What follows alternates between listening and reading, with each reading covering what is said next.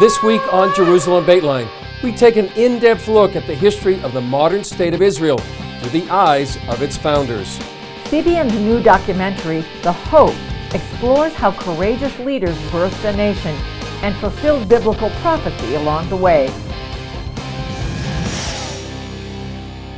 Welcome to this special edition of Jerusalem Dateline. I'm Chris Mitchell. And I'm Julie Stahl. In today's edition, we look at the first part of CBN's documentary, The Hope.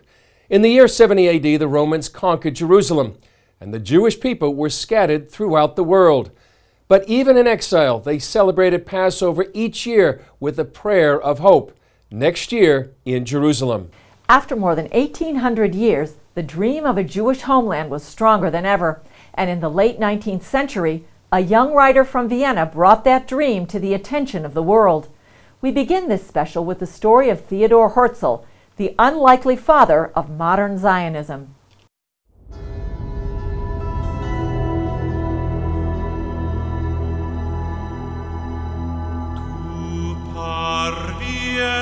In 1893, a Viennese journalist wrote, "When I think of my son's future, I ask myself whether I have the right to make life so difficult for him as it has become for me. That is why we must baptize Jewish children, while they can still feel nothing, either for it or against it. We Jews must submerge in the people." In nomine Patris, et Filii, et Spiritus Sancti. It's not something you'd expect to hear from the man known as the father of Zionism. But those words were written by Theodor Herzl, who spent his life trying to solve what he called the Jewish question. Herzl was born in Budapest in 1860.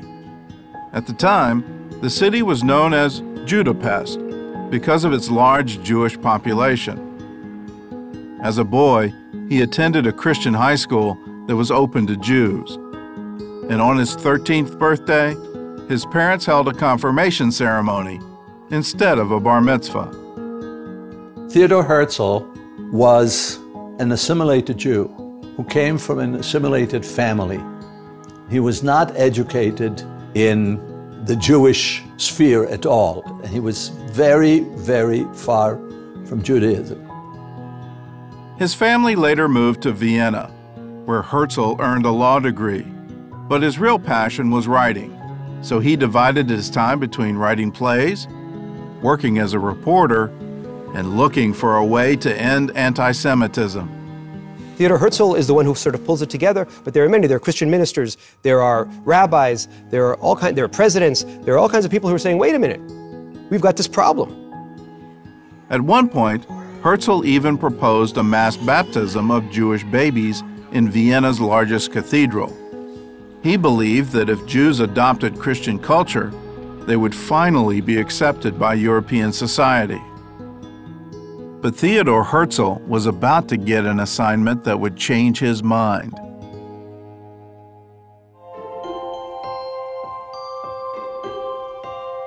It was as a journalist for the top newspaper in Vienna that he was sent to Paris to write about the wonderful French experience.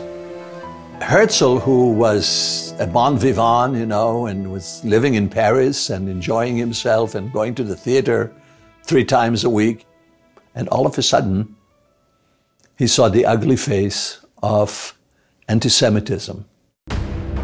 Herzl was assigned to cover the famous Dreyfus affair, in which a French Jewish captain was falsely convicted of spying for the Germans. Herzl watched as Alfred Dreyfus was stripped of his medals and publicly degraded at the military school in Paris. Crowds filled the streets, shouting death to the Jews. People are inflamed, and they're shouting, not down with Dreyfus, not down with the individual, they shout down with the Jews. And Theodor Herzl has his aha moment.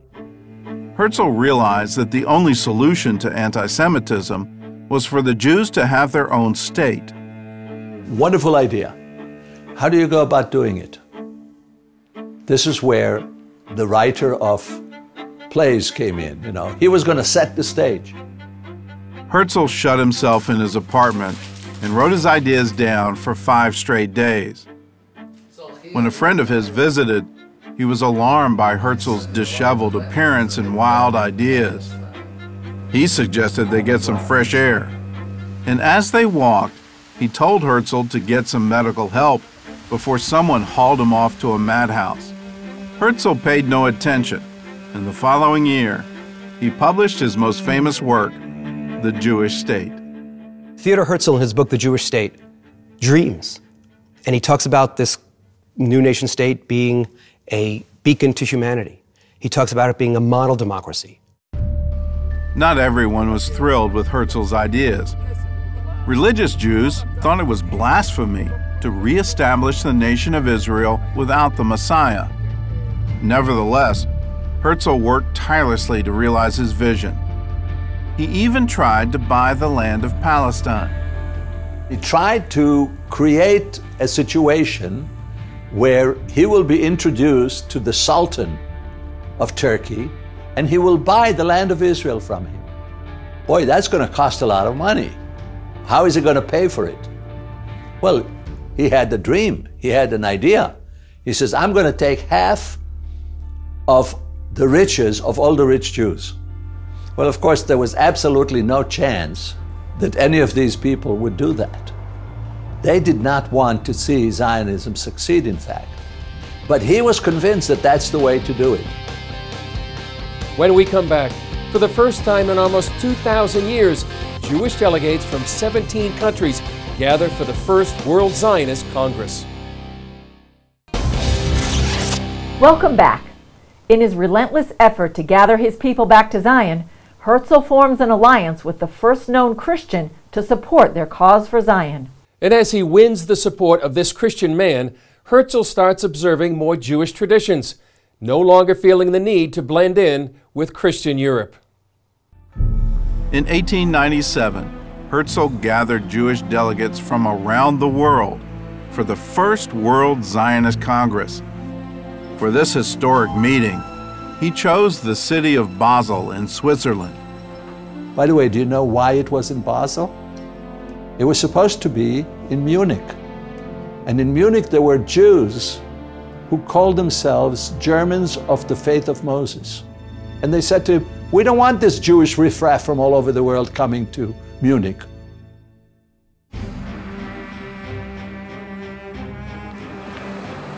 In August, more than 200 delegates from 17 countries arrived in Basel.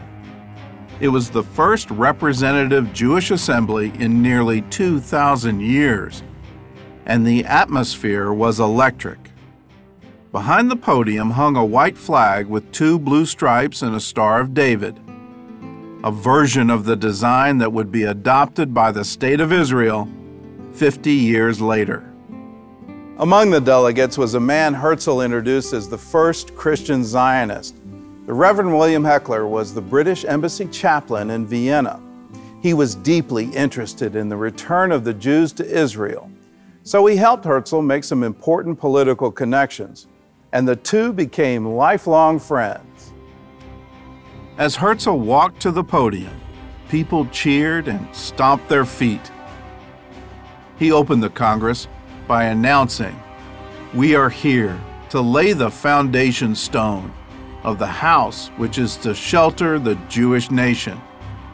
The applause was deafening. One English delegate described the excitement of the crowd. "By the rivers of Babylon, we sat down and wept as we remembered Zion. By the rivers of Basel, we sat down and resolved to weep no more." The beautiful thing about Theodor Herzl and the beautiful thing about Zionism is that it doesn't just stop with the negative. There is anti-Semitism, and there is negativity, and there's a certain rejection on the part of Europe. But what they also do is, I call it the jujitsu move, where you take the negative and you turn it into something positive. A few days later, Herzl made a bold statement in his diary.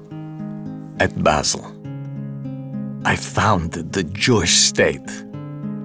If I said this out loud today, I would be answered by universal laughter. Perhaps in 5 years, and certainly in 50. Everyone will know it. Herzl's statement turned out to be prophetic. 50 years later, the United Nations approved a plan to divide Palestine into Jewish and Arab states. And 9 months later, the State of Israel was born. After the Congress, Herzl, who had never been religious, started observing some Jewish traditions. That winter, instead of having a Christmas tree, the Herzl family celebrated their first Hanukkah. Coming up, as Herzl rallies support, a massacre in Russia sets off the first negotiations to get Zion back. Welcome back to Jerusalem Dateline. While in France, Theodor Herzl got a glimpse of how far anti-Semitism would go when he witnessed crowds shouting, "Down with the Jews." Only a few years later, he saw those words fulfilled when Russian Orthodox men shouted almost the same words before killing dozens of Jews.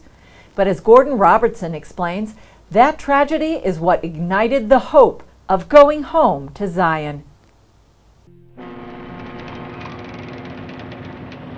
Despite growing health problems, Herzl traveled the globe, trying to get backers for the new state. He went first to Constantinople, then on to Jerusalem in hopes of asking the Ottoman Sultan for land. Then in the spring of 1903, the need for a Jewish state became more urgent than ever, as the world turned its focus on a small town in Russia.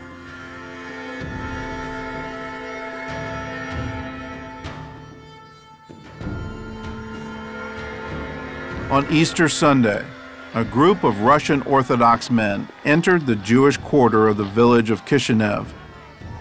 Led by their priest, they shouted, "Death to the Jews." The same cry Herzl had heard in Paris during the Dreyfus affair almost 10 years earlier. Eyewitnesses described the bloody massacre that followed. Wives, along with their husbands, were shot down.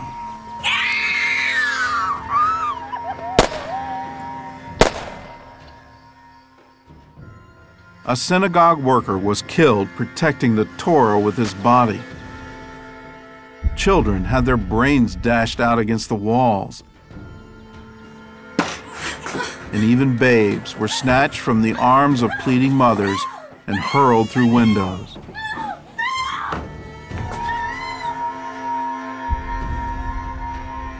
At sunset, the streets were piled with corpses. After 3 days, more than 40 Jews were killed, 92 were injured, and more than 700 homes were looted and destroyed.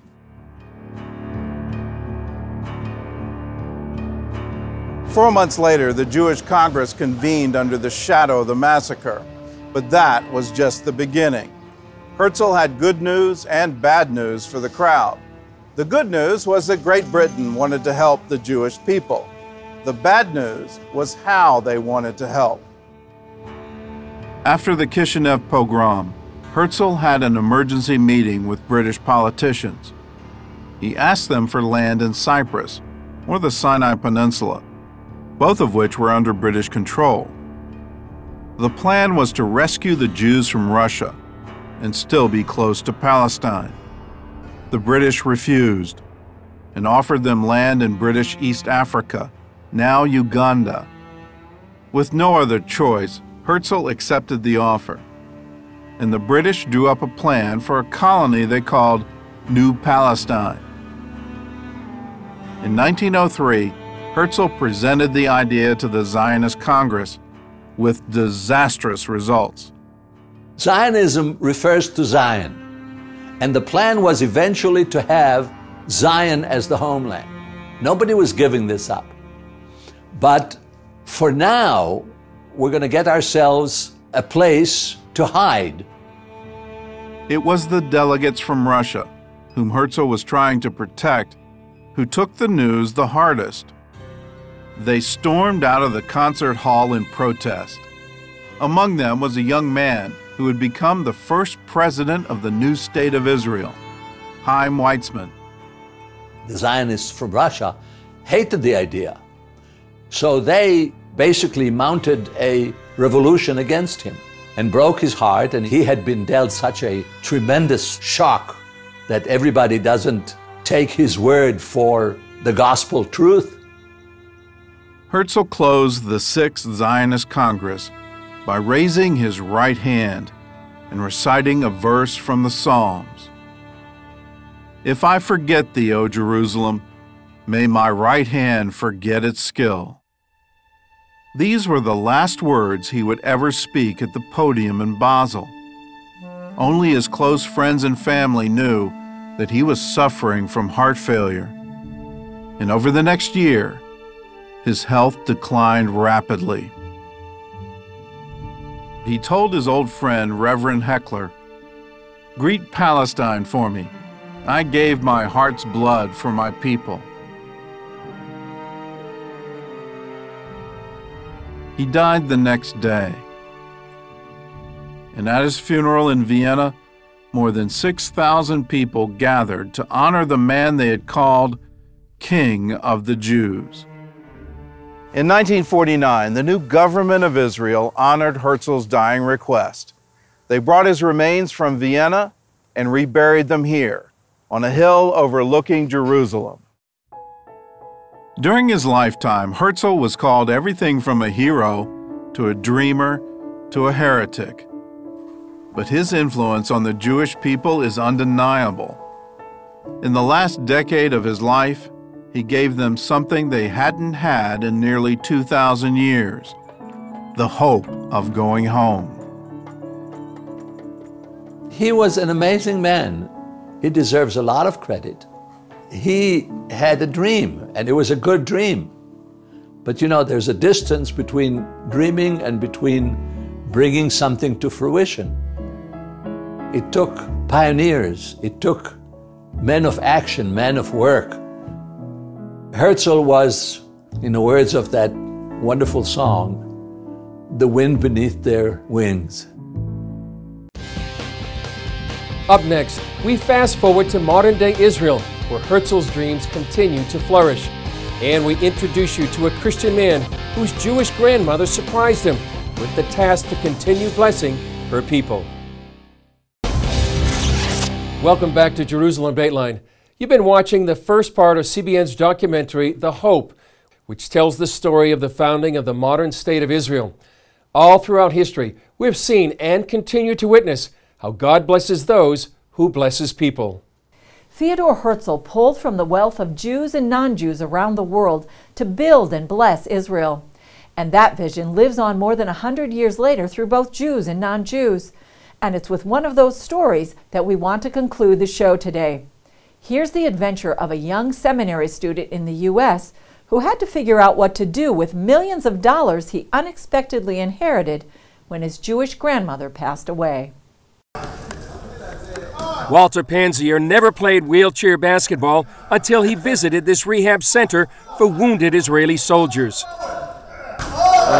Oh, that was incredibly difficult. They made it look so easy. Panzier and 3 other trustees oversee one of the largest foundations in the world, the Leona Helmsley Charitable Trust. They donate millions each year to worthy projects around the world, like the Israel Rehab Center. Helmsley built a hotel and real estate empire estimated at $6 billion. She owned the Empire State Building and gained a reputation, to put it mildly, as a difficult boss. When she named her grandson as a trustee, it was something he never expected. This is amazing. As a Christian, if you would have asked me 10 years ago, would I be standing here in Israel? I'd say absolutely not. As I went through my pastoral studies, if I was asked if I was going to be in Israel helping Israelis, helping the poor across Africa with our other projects, and helping people in the United States, I would never believe it in a million years. This is truly a blessing to be here. They support a number of projects in Israel, including one of the world's leading brain research centers. Fellow trustee Sandy Frankel feels it's always timely to bless Israel. Every time is an important time, and Whenever now is the most important time. Tomorrow will be the most important time, even more important than today. When you think about Israel, a flower flourishing in a tsunami of war and hatred and upheaval in this part of the world, and still it manages to flourish, it's a miracle. Absolutely. Israel is the light to the nations, and the world, I feel, doesn't understand that. There's so much where they're caught up on the conflicts that's going on in Israel. And there's so much more to Israel than just the conflicts. There's wonderful scientific research being done here. There's wonderful humanitarian aid being done here. That's not getting reported by mainstream press. During their visit, a terror attack took place in Tel Aviv, while a border incident flared along the northern border with Lebanon. Yet life goes on.